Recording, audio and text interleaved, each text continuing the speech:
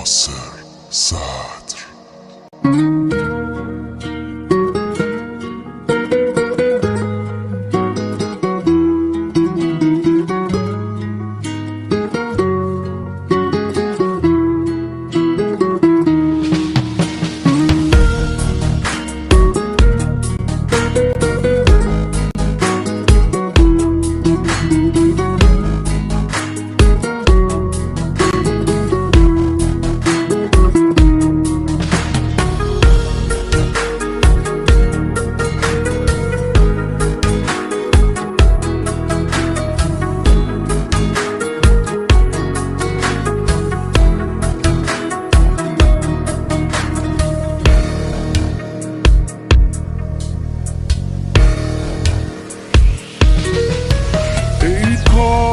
نمیرفتی تا به پای تو بسوزم، موندم سر حرفم سر قولم، من هنوزم.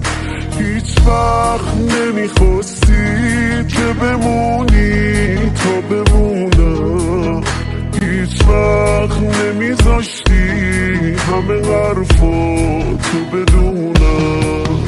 ای کاش میدونستی از وقتی که رفتی من کسی ندارم. ای کاش نمیرفتی، ای کاش نمیرفتی، ای کاش میدونستی از وقتی که رفتی من کسی ندارم.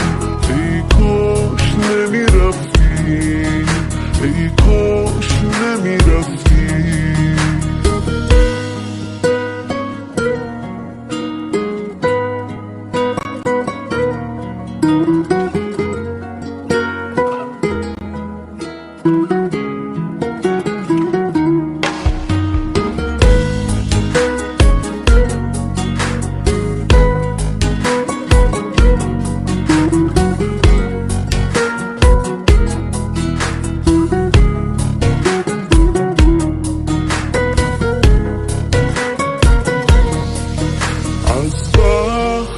رفتی دیگه چشمام سو نداره، این خاطره تلخ منو تنها نمیذاره. خیلی سوت و کوره خونه بی تو گل نازم، من فکر نمی کردم توی این بازی ببازم. ای کاش میدونستی از وقتی که رفتی من کسی ندارم.